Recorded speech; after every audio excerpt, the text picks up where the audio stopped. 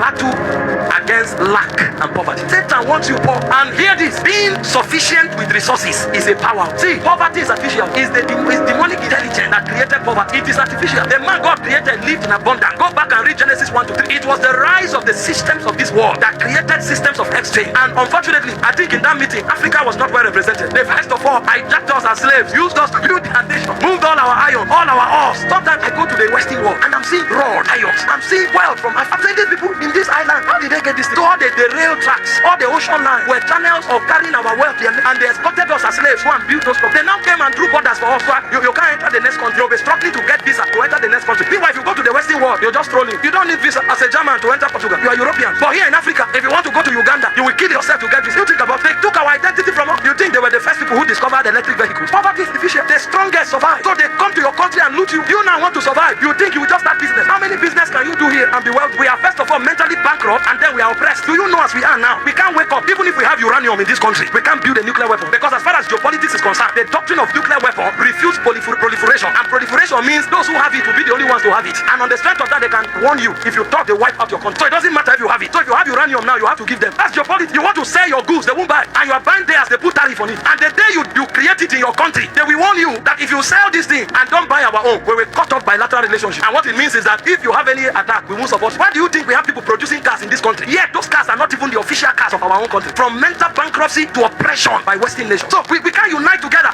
I'm fighting the other person because I say we are not the same tribe, but we are in the same country under the same oppression. Imagine if the river in Indonesia is dredged. Do you know how it will open up international trade? So why is it not? Why is it not done? You are the one who is thinking, I get certificate. I'll be okay. There are powers. There are powers. Powers that give favor. Powers that give inspiration. Powers that cause lines to fall in pleasant places. Powers that bring destiny connections. I'm not saying the power will make money appear in your account. No, God can do it, but that's not his method. But when that power is activated in your life, it will put a favor on you. Even your enemies will align with you. It will give you inspiration. Where people see problem, you will see opportunity. It will cause the lines to fall in pleasant places for you. Where others fail, you will go and succeed. It will cause you to have to connect with the right people. You will enter discussions that will open doors that merit would not have done in 10 years. Go and read about Israel. They were in Egypt for over 400 years and they were slaves. But the Bible says God gave them favor. Exodus 12:36. And in one day they became more wealthy than they ever had in 400 years. It's a power. That's why Deuteronomy 8:18 said, you shall remember the Lord your God. It is him that giveth the power to get wealth. So the devil will fight you at individual level. He will fight you at national level. He will fight you at intercontinental level. There's no business you do in Africa here that you have the same advantage as somebody doing the same business in America. First, from mental bankruptcy, because this slave thing, the chains have gone, but the mind is still enslaved. Then from wickedness, we hate ourselves. Then from the continuous oppression of the Western world. So if you are here, you need power. That power will give you favor. It will open doors. It will connect you to the right people. It will give you inspiration so that you can hack the system. Those who make it here, they hack the system. They hack it.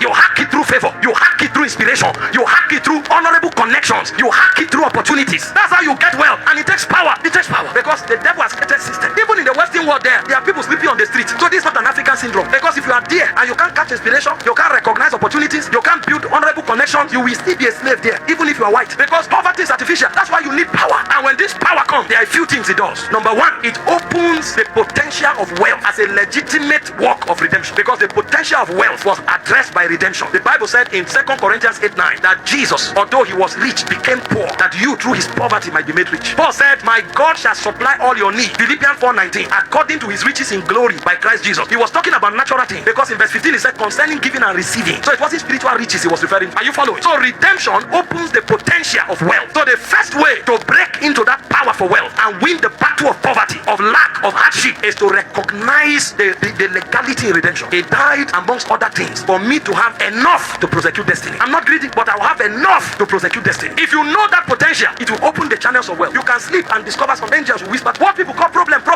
You may be passing and God will open your heart. See this country that you think is very poor. Every problem is opportunity in disguise. But if your eyes are not open, you can't see. This is a country where if you can process even waste, you'll be wealthy. Because the raw material is all over the place. Waste. I was listening to a man of God speak recently and he said, doctors are running abroad. He said, but there are more opportunities here than abroad. He said, if one nurse decide to partner with a doctor and they begin to give medication to people in their houses, all the wealthy men will look for them because nobody wants to go and lie down in the hospital. So even sickness is an opportunity because the same water that was was killing people was the water lifting the ark of Noah. But that power, when recognized in redemption, is what will open your eyes. It's what will make you enter favor. It's what will cause the lines to fall for you in pleasant places. It's what will create relevant relationships. Some people, all their friends are either sinners or poor. Now, there's nothing wrong in having a relationship with a poor person if you can help him. But if everybody around you is a sinner and a poor person, you are one of them. And then when one wealthy person enters their cycle, all of them like crab will leech on the person. If that person does it wrong, he will drown. Have you not seen a situation where a friend just came home from abroad and then they are just doing reunion? You sit on the table, 7 of you. One will say, it's so good to see you. It's been a long time. But this country. To even have food to eat is prayer. The next one will say, my son is sick. If only I had 100,000. The next one will say,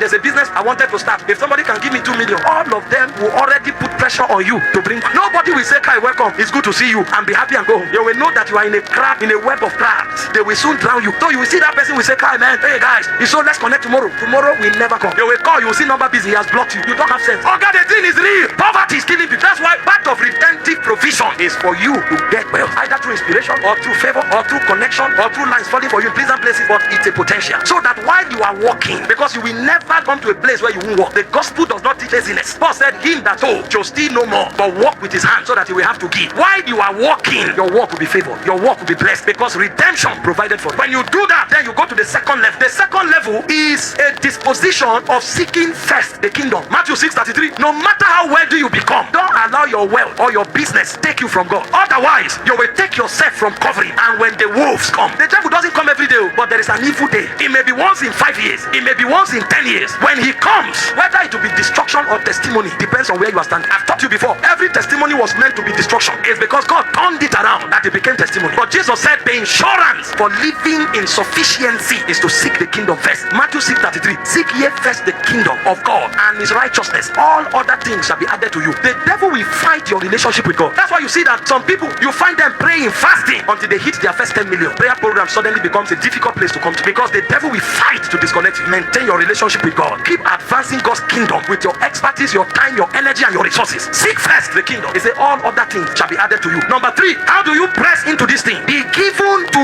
diligent practice. Diligent and wise practice of whatever God put in your hand. The Bible said in Isaiah 1:19, he will bless the works of your hand. So if you have no work in your hand, you can never become wealthy. Proverbs 10:4, he said, he becometh poor that dealeth with a slack hand. He said, but the hand of the diligent maketh rich. So everybody who will break out of lack must work hard, work smart, and work under grace. Get something doing. If you don't have a job, create one. I watched a video recently that touched my soul. The guy just went to the street and looked for people who were good. He will just sit and beg somebody for $1, for $2. I've not eaten. When you give him, he will now give you something little. And he kept doing it. After a while, people started seeing it and started supporting.